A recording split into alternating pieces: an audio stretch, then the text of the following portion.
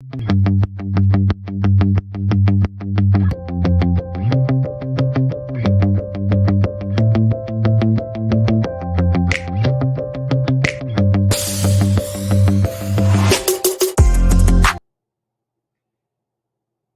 everyone.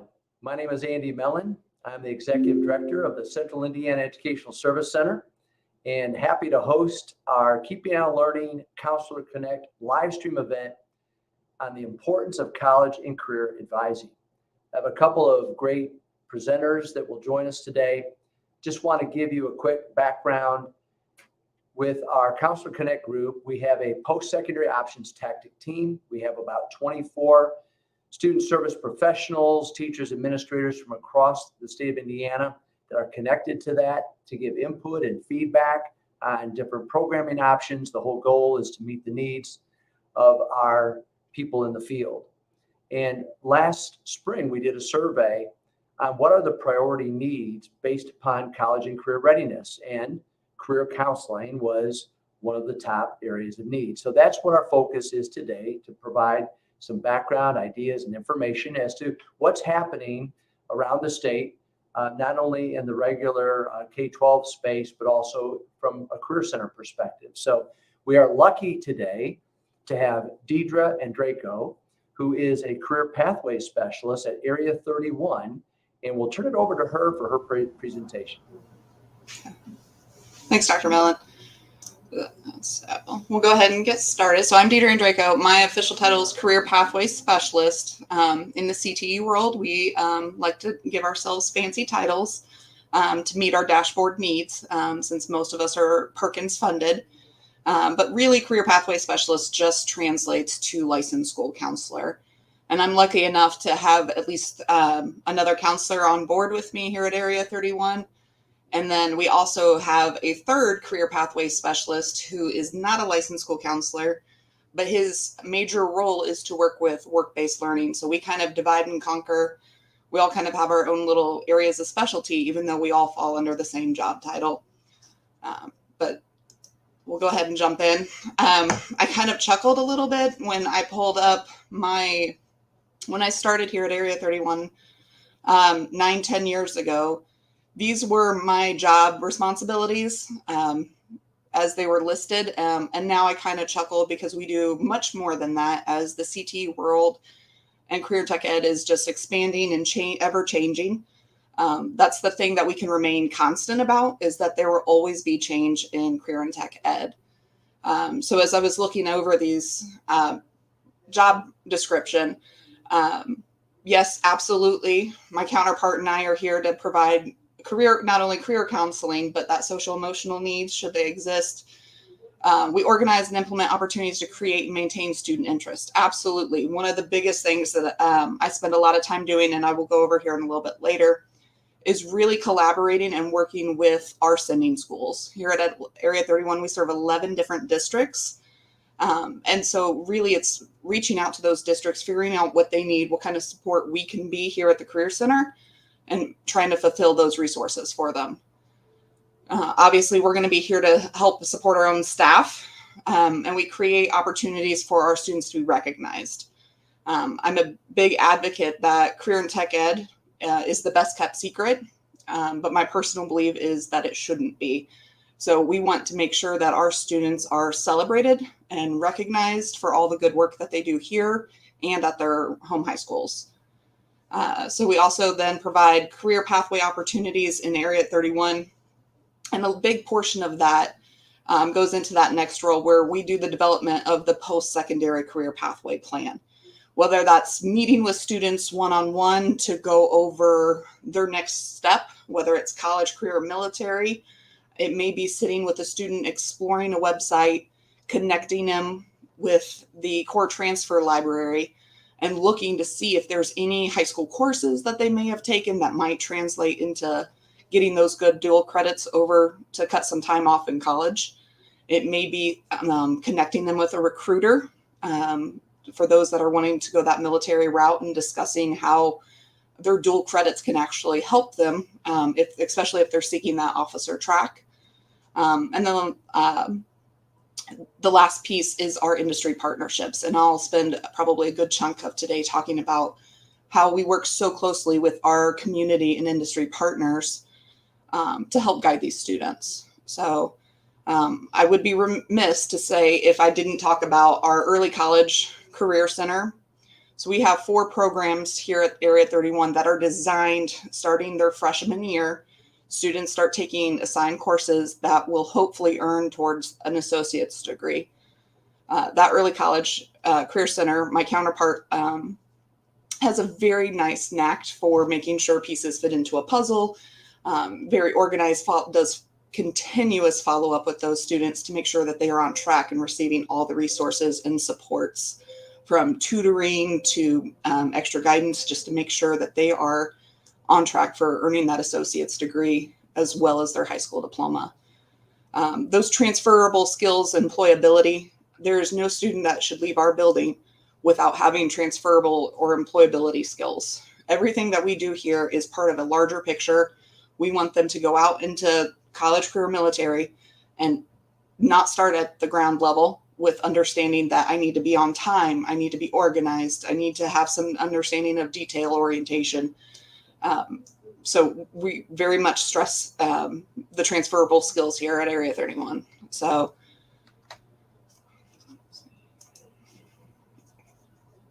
my next talking point was supposed to be our approach to career counseling. And it's pretty simple because a lot of the legwork for career counseling, by the time I receive our juniors and seniors, a lot of that has already been done, because our enrollment process with serving the 11 districts, we have usually, last year we had about 2,000 applications and we can take about 1,000 students. So we look at a variety of everything from GPA to discipline to attendance, trying to go back to fitting the right student in the right program for the right reason. Me personally, that is a guiding point. I want students here who want to be here, who are going to put in the work, because it is hard work, and who are going to spend the time really developing themselves and their skill sets so that they can have that solid foundation before they leave us for post-secondary options. How do I do that? That career counseling, it's going to be collaborating with our Sunday school counselors. Again, going back to what do they need? What are they doing in their building? How can we help support that?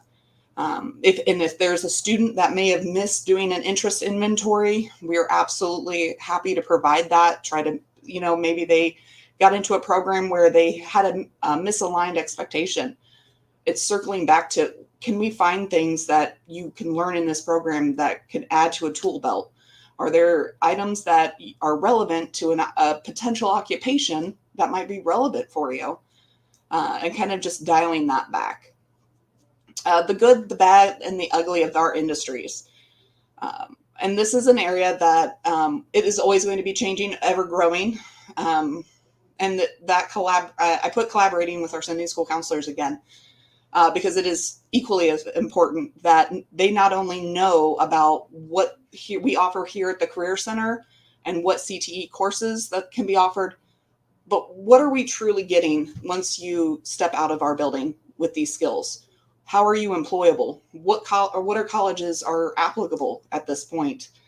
How is it relevant?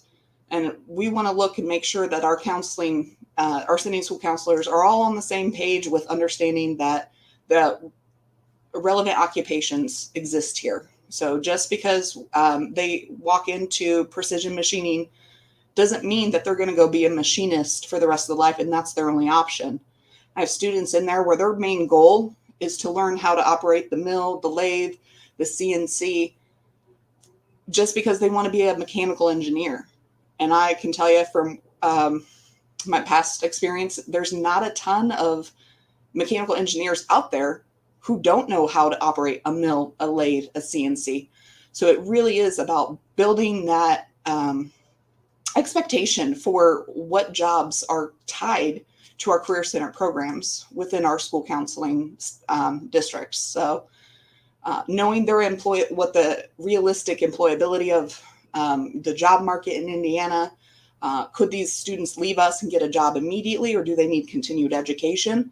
A lot of that is going to be educating our counselors not just our students. And a big struggle that I see is with our families. They need that education as well. They have an idea in their head of what they expect of a position or a job, and they may or may not want that for their student. And usually it comes with having that honest conversation of, yes, the good, the bad, and the ugly is here. So, and a lot of time that comes with wages. What can they expect? So I'm going to give you a perfect example with early childhood education. The job expectations for those that can walk into that field are typically misaligned because people believe, well, you're just a babysitter. Now, we want those students to come out with a industry credential, their CDA. We want them to be able to not only have that continued learning opportunity where they can pursue that associate's or that bachelor's degree, but we want them to be lead teachers, not just resource teachers or floaters within an early childhood. That's their reality. If they are going to make a livable wage, and this is the ugly part of early childhood education, they're going to top out at about $14 an hour, which for somebody who has to have an education to promote something like early childhood education, where it is so important, that foundational learning is so important for these students, and we tell them they get topped out at 14, that's kind of ugly. That's also the bad piece is sometimes you're going to be expected to do things that are beyond the scope of just being a teacher. So I spent some time in a daycare when I was in college, and while being a human tissue wasn't my dream job, it was so impactful. We would sit there and practice for day after day of our colors, and then they would get it, and they would just light up. Well, that's your good part, right? So it's having those conversations with our families, with our students, and with our counselors, so they're well versed in what the reality is for these positions that they're dreaming of or hoping of, or they may just not know. So, and I put on here to not be the best kept secret. And we address that trying to create CTE resources. We work very closely, again, not only with our high school counselors, but also our middle school counselors that we serve. One of the things that COVID brought for us was the opportunity to learn more about the virtual world, the environment that most people were already living in. And so we have created resources that our middle school and high school and even some of our elementary students are using. And I've shown an example of our 360 virtual tour that we've created. It not only gives your core content information that a counselor might reference, but it gives program descriptions, job descriptions, availability of kind of what that job market is. We have that 360 tour so they can come inside of our facilities without stepping foot and kind of get a perspective. That picture is absolutely worth 1,000 words, but it is nothing like coming in on a community event night or our open house and seeing that, for example, that culinary, seeing that student-run restaurant live in action. So this is that good entry point, that good exposure point. So, and when we talk about creating resources, we started exploring and found Doodly was one of our best options for us. And we spent creating whiteboard animation. And it was something, it's very cheap, very economical, because I know that's always a big plus. But the students at the elementary, middle, and high school level have all responded to these videos. So I'm going to show a quick little video here. It's just about a minute. It took me about 2 hours to think of it, process it, and create it. So it's very easily to use. So this was one of the resources that we've created for our middle school and high school partners.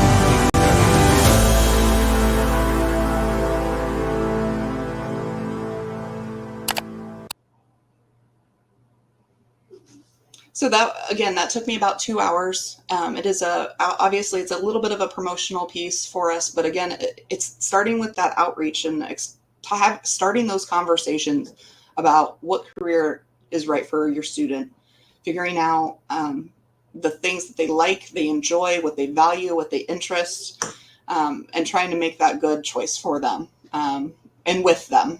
So.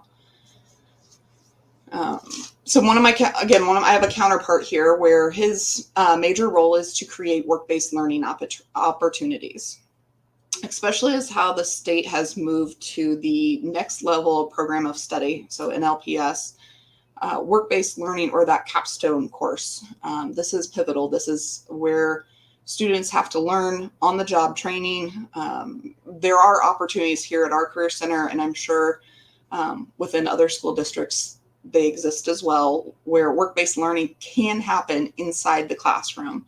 And I've put up there a couple pictures. We do here have an on-site preschool. We also have a collision and auto service that is open to the public, where individuals can bring in vehicles. And then we also have a student-run restaurant that serves teachers, provides catering opportunities. So we look for those work-based learning opportunities wherever we can find them. Especially if the community, we can't find them necessarily within our community partners. So I know a lot of times our community partners are happy to take our students. It's just a matter of making sure you have the right partner who really truly understands that these are high school students who are trying to get that additional training and working towards a credential or, again, those college credits. So. And Perkins, most of us are mandated, recommends that we have our advisory board committees. These advisory board committees are made up of 51% industry partners. So this allows our teachers to not only reassure them and reiterate to them that they are teaching what industry standards are, but it provides that extra level of support. If there is an item within their Career Center program that may be needed or necessary, a lot of time that's a collaboration piece where we can try to figure out funding opportunities to get what our students need, especially as an industry is evolving or ever changing, such as technology or even auto service, as they are moving towards creating more electrical vehicles and just the changes that are constantly occurring. We as educators aren't necessarily always involved in those changes. So that having those industry partners on as our guiding point for these advisory boards is very important for us. We meet at least 2 times a year where our teachers can meet for multiple times, but it's at least a guaranteed of at least 2 times a year. So we continue to stay at the forefront of these changes. And so that way those changes, once they are kind of articulated to a program, we then as leadership staff or Career Center staff can start then communicating out. This is what our industry partners are saying. This is what your local community is saying. This is what our needs are. How can we best connect our students to meet those needs? So not just fulfilling a workforce employment as a pipeline, but to truly make a workforce that is ready to work. We do ask that our instructors have at least every quarter 2 industry partner presentations. We kind of keep track of that for them, just so that we are knowing that our students are being given the opportunities that are available to them within their community. We also host a variety of post-secondary partner events, and I'm gonna kind of go a little bit backwards. I'm gonna start with PLACE, and then I'll work back on our timeline. PLACE is our practical learning and career exploration event. We partner with the local 4-H within the 3 counties that we serve. We serve Hendricks, Marion, and Morgan County. So we have chosen 4-H as our partner. We invite grades 6, 7, and 8 to this practical learning experience in early June. We then offer not only our instructors to participate in engaging these students for a 2-day event, but we invite industry partners come in. So here in the pictures, Godby Hearth and Home had donated materials and provided their technical support here. So we could build the students in again, 6th, 7th, and 8th grade, built a outdoor fireplace. The chef there in the middle was a head chef at a restaurant downtown. And then we had a Speedway police officer who was involved, who is actually now our instructor for criminal justice here. So that PLACE program not only shared with our industry partners the need and excitement for that career counseling, saying if we not only expose these students to what is available out there, they can start thinking about opportunities that they weren't even sure that they would like or enjoy. If nothing else, it reiterates to them that this is not the career path for me. So what else can I start to explore? And we spend those 2 days having those open conversations and allowing students not just to kind of read it out of a book, but to go in and try it and do it. And that we have seen a very strong overlap between those students that then return as juniors and seniors here in our building because of that experience. So the Next Steps College and Career Fair, which we host in late April, it is designed to be Next Steps. That is more of your traditional college and career fair. We ask our college and career partners to come in for the day so students know what option, this is their final step before graduation, or maybe getting a part-time job before they leave in their junior year to return as a senior. Perhaps they want to work full-time over the summer. This is that opportunity. This is that event where they can make those connections. So our partnership day, and you can kind of see our partnership day is probably our students' absolute favorite day of the year. We invite food trucks out. And this, how I explain partnership day is it is your non-traditional college and career fair that meets a field day. So we invite our industry and business partners, our community partners, our college partners, our military personnel over. And we say, if you're going to attend this event, we need an engaging activity. We need something that represents your industry, but engages these students. And what happens is these students get involved in taking photos, and in the process of taking these photos, they start to have these authentic conversations about what is available to them, what kind of career paths are opening to them. You can kind of see they're playing the parachute game there. That was brought by the community library, and they had partnered with an early childhood education center. So they really then, after the students played for a little while, they got to meet with their teacher. They really got to have those conversations of, you know what, in this process of playing with the parachute, what did we learn about? And they got to kind of dial it back. So all of our partners are, again, they bring some sort of activity, or they bring some sort of large equipment, something that represents their industry. We also have that day as an opportunity where our student leaders, and you can see there with the WBDG, that is our students who are in our radio program. They went out and set up a mobile station, and we're broadcasting live from 90.9. And so giving them that experience to go and actively interview those students, they absolutely know that this is the correct career path for them, because that's not something we can typically provide in a traditional day. So hosting these events, they're by far our students' favorite. This is the Next Steps event. We don't have as much of the glamour because it's about at that point, we have partnership day at the start of the school year. It's that team building, builds that excitement for what they're going to do here, what they're going to learn, and exposes them to opportunities. And then this next step is that follow-up. Okay, you've had a great year here. What is your next step? And that's when we can really go a little bit further into those conversations. So additional things that we host for our elementary and middle school, you can see there, elementary career exploration experiences. So they're effectively our tours. We bring in all of our middle school districts. We show them around our programs. If we have the opportunity to allow them to participate in what's happening in the classroom, we absolutely will. You can even see our preschool students were just in radio the other day. And again, it starts at that age where, yes, it's great that they want to be a superhero, but you know, a real life superhero it's a member of the military, or it's a firefighter or a police officer. Let's start talking about those careers. And it starts at that preschool level. And then it can grow at that elementary And so a lot of times our instructors will go out to our sending school elementaries to participate in career fairs. To give our students an extra kind of opportunity for those transferable employability skills, we host a career fair where our students kind of go to the other side of the table, and they're the ones not only speaking, hopefully articulately, about their program and all the skills and strengths that they have gained, but they're the ones that are providing that outreach. So community open house, we open to the community. The meet and greet is for incoming students. We make sure that they have selected the correct program.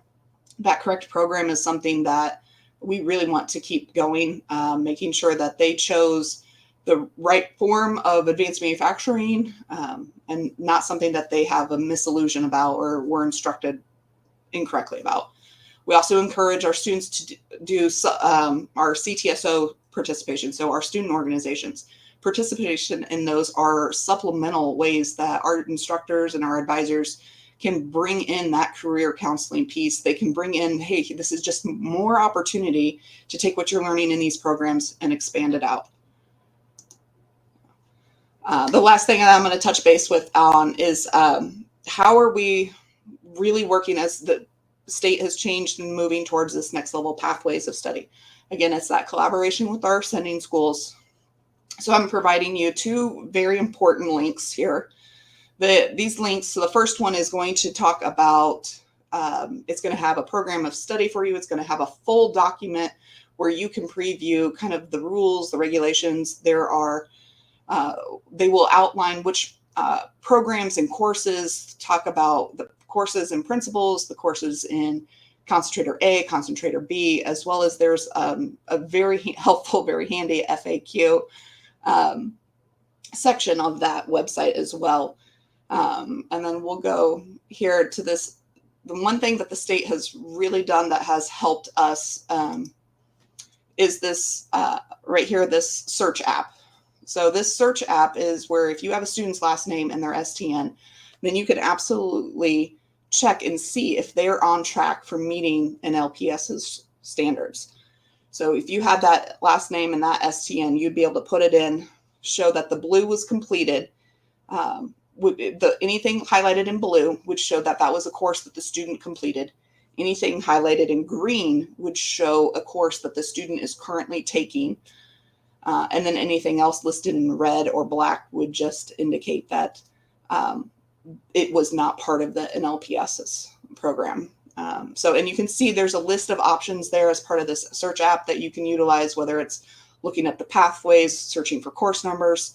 Probably the thing that we get asked about, the approved certification list. So that is something that it is ever changing. And again, we guarantee that those will continue changing as the needs of our industries in Indiana will continue to change. So that approved certification list is right there. Absolutely go check it especially as we are building those 4-year plans and hopes to get those students their graduation requirements.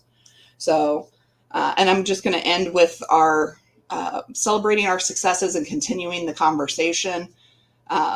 This is what has to happen. And that's the biggest piece for our career counseling is if we have to continue touching base with the students, and luckily with the 3-hour model, they get the opportunity to build a solid rapport with our teachers. So they bring us back information. And so every student there, we could probably give you information about where they are now and how successful they are, or if they changed a career path. So.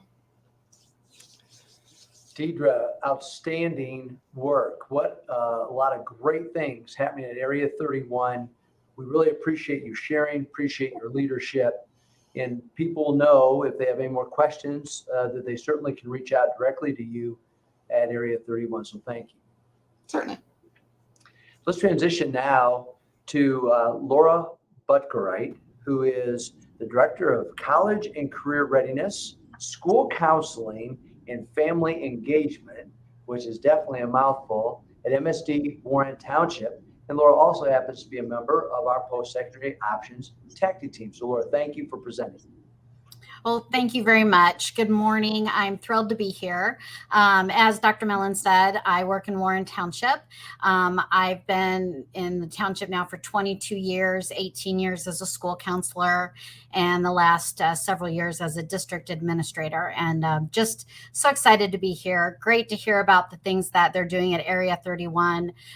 We are also fortunate to have the Walker Career Center in our school district, and that CTE is truly, as she said, one of those best kept secrets, and we're really working to provide that awareness and increase knowledge about that. So I'm just so excited to be able to share some of the things that we're doing here in Warren Township. And I'm going to talk a little bit more about what we're doing to get them ready for those Career Center programs. So just to give you a quick little background to Warren Township, in the past few years, two significant things have happened that I have really focused our journey for our students.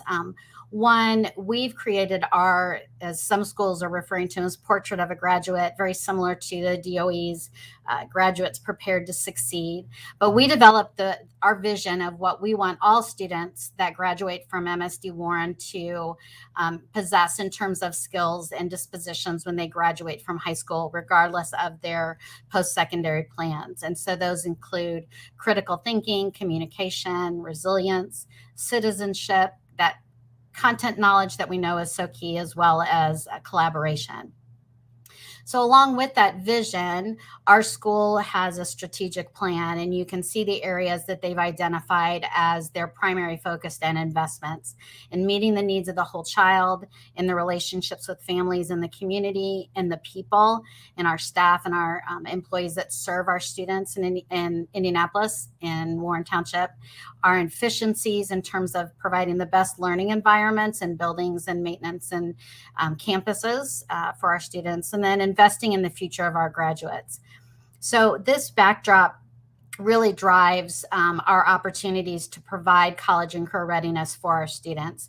And how that has played out is in 2019, we had 18 school counselors that served our district. We have about 10,000 students. We're an urban district on the far east side of Indianapolis. We now have 39 school counselors. What that looks like is we now have elementary counselors in every elementary building. We expanded our programs in our intermediate, middle, and high school to decrease caseloads to better serve the whole needs of our students. And then we have also added counselors for our Warren Online Academy. So that's just one example of how our district has invested in our students, in their needs, and in the future of all of our graduates by contributing and investing in recognizing the value of our school counseling program. I also want to just briefly mention the unique, I think, model of our school counseling program is a cohort model. And what that basically means is that a student that is in Warren Township from K through 12 will have 3 counselors. We have a counselor that serves them from kindergarten through 4th grade. Then as they transition into the intermediate middle school level, they have a counselor from 5th through 8th grade that remains with them, travels alongside them as their ally and advocate, and then introduces them to their high school counselor in 9th grade, who again, that same counselor remains with them from 9th grade all the way through graduation. What do we gain from this? We have the incredible opportunity to build sustaining, deep, meaningful relationships with our students and their families, recognizing student needs, barriers, and work with those students long-term to provide opportunities for their skill development, their academic needs, their social emotional needs, and ultimately preparing them for beyond high school. So we're real fortunate that, again, we have the opportunities to invest in those relationships. When we're talking about college and career readiness, it's really a continuum. So when we look at the preschool and elementary level, as Deidre mentioned, when you ask kids, what do you want to be when you grow up?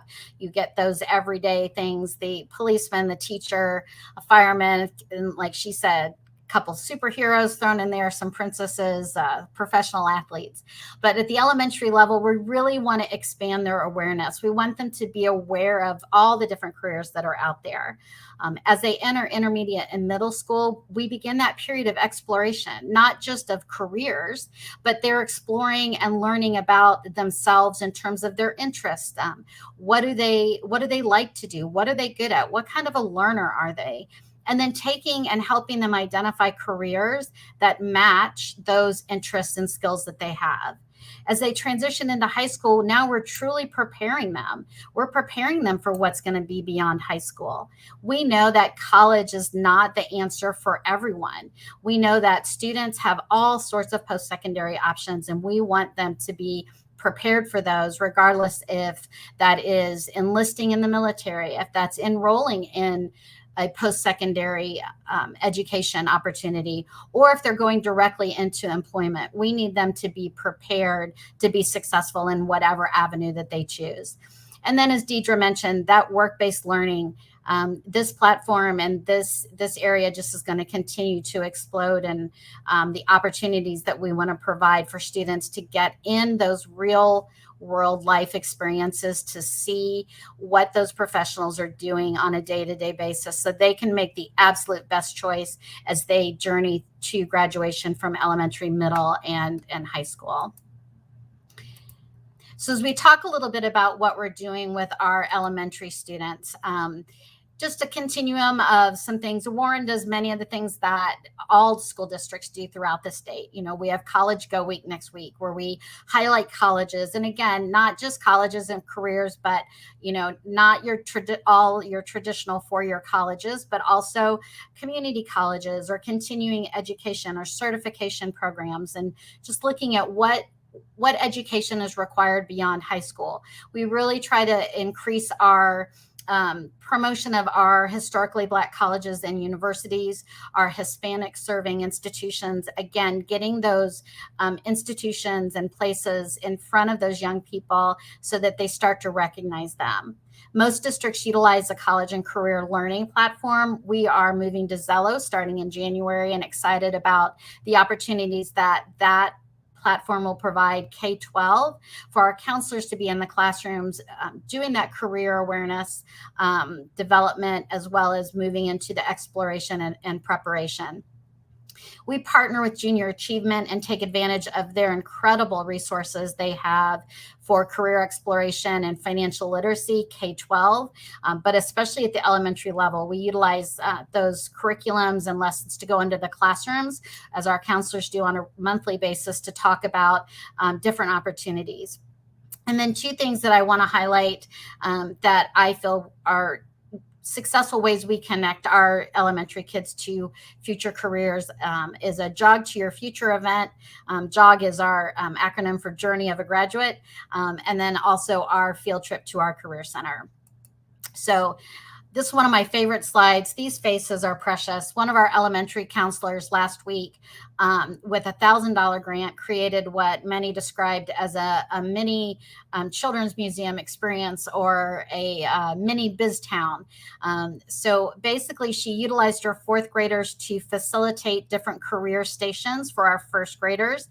And you can see, yes, they had the dress up component, which we know our little ones love to do that. And they got to dress up in all the garb, but she created an experience at the developmental level of what that means in that job. So you can see our doctors are doing in the protective gear surgery on the operation game. And we had a veterinary clinic where they got to look at the x-rays of the stuffed animals, and then had all the instruments to be able to provide care for them. And so it was just a great experience. We had a simulated flight airplane, so students could not only be passengers on the flight, everyone had a turn to be the pilot as well. And so just being able to let them do some hands-on what it feels like at a developmentally appropriate level was just so exciting. And the enthusiasm from the fourth graders and the first graders was great. So we're really hoping to duplicate that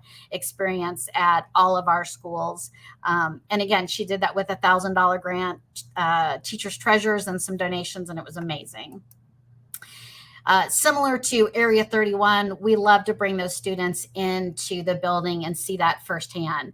So we take all of our fourth graders on a field trip to Walker Career Center, and again, get them in those classrooms when those students are in there. So letting them see the live TV station and radio station as they broadcast for the school, doing the seeing the working on cars and painting cars and welding, being able to put on that welding equipment, visiting our student run restaurant, and that we have health careers are able to visit our dental clinic and that. So again, letting them experience and see firsthand those opportunities that await them, and connecting what they're doing in school now and to what middle school will prepare them for, and getting them excited about those opportunities that they will have when they get to the high school level. So as we enter the intermediate and middle school level, again, we're still doing those college go weeks, focusing on those careers, those colleges, post-secondary education. We also bring that career center experience to the middle school. So we take our seniors CTE, just like Deidre said, we put those seniors in that leadership position, again, developing those journey of a graduate skills on their end, to be able to share and collaborate and communicate to the students their experiences. And then our 5th through 8th grade students get to visit that throughout the day and try those hands-on opportunities that they bring from the Career Center. So they may get to change a tire, they may get to put on the welding gear, they may get to help create a meal with the culinary, and that, again, not just seeing and hearing, but actually getting their hands in there and seeing what those opportunities look like. We also have that opportunity for the whole district to participate in that visit to the Career Center, and encourage students to bring their parents back, especially after they've had these visits, to share and their excitement. And again, continuing with that online learning and college and career platform with Zello. We were very fortunate to partner with Junior Achievement and receive an employability skills grant through the DOE. And what that is also going to provide us the opportunity to do is expand those Junior Achievement experiential learning opportunities for all of our 5th through 8th graders. So our 5th graders will all attend BizTown. If your school hasn't had the opportunity to participate in this Central Indiana experience, it's amazing. The students run a town for the day. They learn about their jobs, prepare, and go in and actually CEOs, a mayor, CFO, they run this whole town for the day. And I know adults that still vividly remember their BizTown experience when they were in 5th grade. In 6th grade, we'll explore careers, learn about themselves through the It's My Future. 7th grade, they will participate in a financial literacy program called Finance Park. And 8th grade, as of actually right now, our students are, all 900 plus of our 8th grade students are at the Indiana State Fairgrounds participating in the Job Spark event, where they get that hands-on career exploration. So we're just excited that that grant continues to allow us to expand those opportunities for our 5 through 8 students. As we get to the high school, I wanted to highlight, I know Deidre talked a lot about the work-based learning, and that a couple of things that I'm excited that we've been able to do. Part of our College Go Week for the last 4 years has included a senior application day. And so what this looks like is our goal is on that day that every senior completes a college application. So we do some prep work with them in their classrooms. They come with all the information they need, and we bring in volunteers from Indiana Latino Institute, Urban League, Center for or Commission for Higher Education, and other community partners, financial aid, and that. And we sit down with seniors and we work with them to do a college application. We have some students, obviously, they're still kind of unsure if they're going to go to college, and we encourage those students to complete an application to Ivy Tech. We know Ivy Tech provides so much continuing education for many, many careers, regardless if students plan on attending a traditional 4-year college or even the 2-year community college. So we encourage that. If students are adamant that they are not going to be college bound, that's just not the path they feel is right for them, then we connect them through the Next Level Jobs program. And we have an activity that allows them to explore what are those jobs that the state of Indiana is such in desperate need of, and opportunities for them to obtain that training basically free and end up with a certification, typically associate's degree, as well as job placement in those high demands. So it really is an exciting day, and we're looking forward to doing that this week on Thursday at the high school. Last year, we created a senior conference events called Senior Fest. Basically, much like we would attend a professional learning opportunity, our students got to choose their sessions and then attend a morning conference. So they could attend to visit with professionals and careers they're interested in. We had resume writing, interview practice, as well as financial aid, 21st century scholars, and that. And then they also had the opportunity to participate in that traditional college career employment fair. So we had 40 plus different institutions available for them to meet with. We have students that actually obtained some summer employment as well as longer term employment connected with colleges and that. So that was an exciting opportunity that we took advantage of last year just for our seniors. Couple other things our Career Center does that I am proud of and excited about. We have a work-based learning coordinator who has done a phenomenal job continuing to promote and expand those community partnerships. She actually was able to get some sponsorship to provide our students with the funding for driver's education, because we know that transportation is sometimes a barrier to getting to those work experiences. She also helped partner that we now have a van that can help transport students, increasing those student numbers able to participate in those work-based experiences. She brings in specific career job fairs. So she'll bring in multiple construction companies and allow students, not just our CTE construction students, but all juniors and seniors that may be interested to come down and talk to those specific career employers about job opportunities. We have a CTE signing day, much like our student athletes have their signing day for their commitments to colleges. We celebrate our students' placements in employment internships, military enlistment, as well as acceptance to post-secondary education. We have our Career Fest, which is our annual open house highlighting our Career Center, open to the community and our families. And then we have a Walker Week for Walker Career Center, which is much like College Go Week, where we highlight the fabulous things that we're doing in CTE in our district for that week. And we do that usually in November. So again, as Deidre mentioned, there's so many opportunities with that work-based learning, but we continue to provide as many of those work-based skills opportunities for our students, those career fairs, those interview resume. We've had great success with those specific career industry fairs, as well as just being creative with those community partners. We can provide a lot of those opportunities within our building at the Career Center, but we continue to look for opportunities to provide experiences out in the community and start thinking outside the box and being creative and how we can, like Deidre said, connect the right employer with the right student and make those matches so that students can be successful. I love this quote. This was one of our t-shirts last year at the Career Center that said, "I don't just go to class, I go to work to learn." And we know that that's so true. There's such key skills that students learn, not just in the classroom. That content knowledge is crucial, but we truly need them to learn those journey of a graduate and those other dispositions and that. So ultimately, just excited to be able to share with you. As a counselor, one of the things that I promote with our program and when I was in the school is that our role as school counselors is to really be that ally, be that advocate for those students. But the bottom line is they need those skills.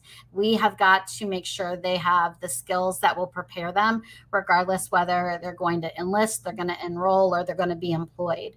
And just the opportunity to provide as much knowledge, experience, and expose them and awareness to them to create that opportunity for them to be as successful as possible. It's really what we all come to work to do every day.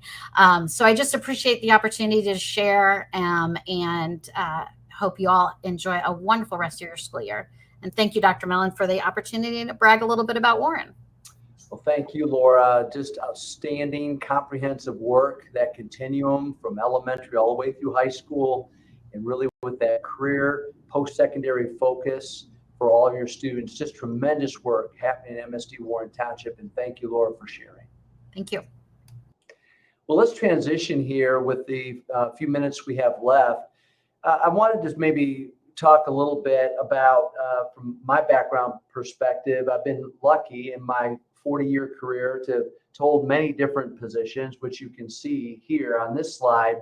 But I was a counselor at the high school level at New Haven High School, and really thoroughly enjoyed that opportunity to work with students to help and assist them with their post-secondary plan. So it's been part of my DNA for a long time.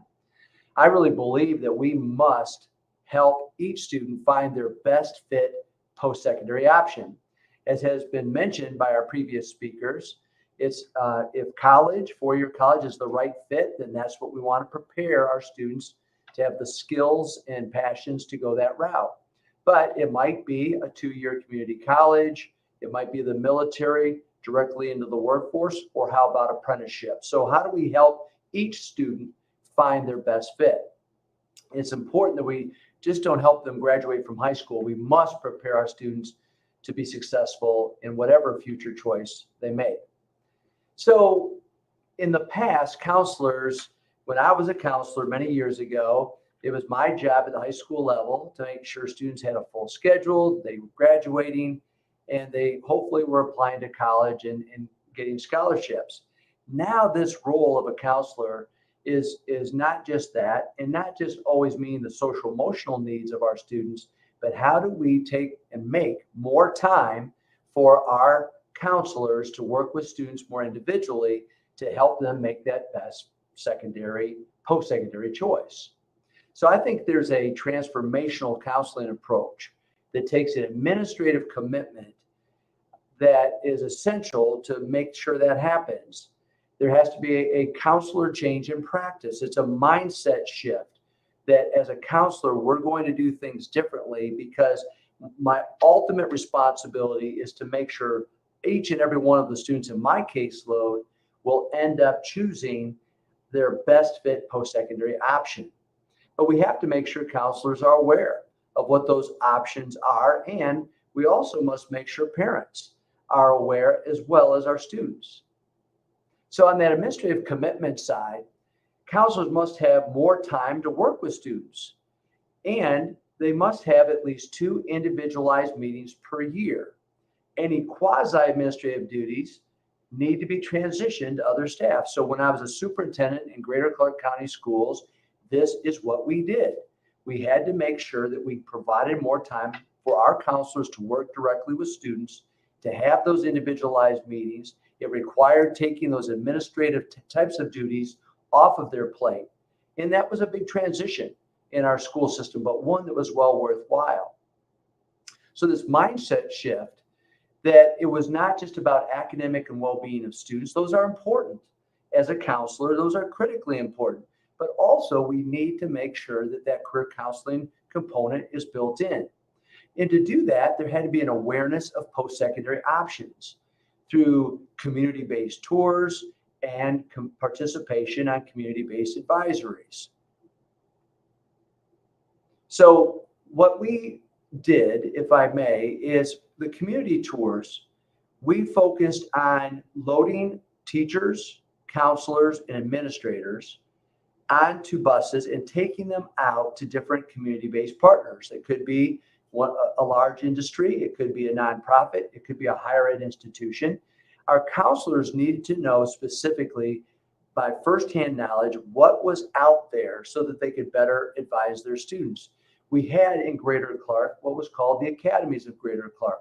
So all of our students had to choose an academy and pathway of interest. And for counselors to be attached and knowledgeable, they had to be aware. So the best way to do that was to get them out into the community by doing these tours. It was well worth the time and the effort. We also had academy advisories, and we made sure that our counselors were attached to these advisory so that they could have that firsthand knowledge of what the business and nonprofit, higher ed, what the expectations were for students. So again, the goal and focus was how do we increase the total awareness of post-secondary options for our counselors so that they could be better informed and help students make better decisions. So time and accountability, I mentioned they needed to meet with students at least twice per school year. The most important metric that we had in our district was post-secondary acceptance, and that came out of our counselors. We tracked every student and where they were accepted, and it was a success metric. No matter what the choice was, no matter where they were accepted, that was a success. And our success rate consistently was 98 to 99%.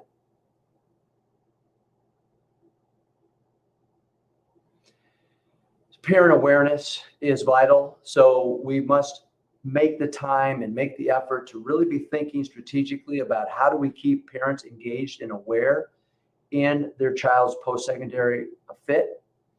We must connect students, their passions, their skills and interests to the talent demands of their respective regions.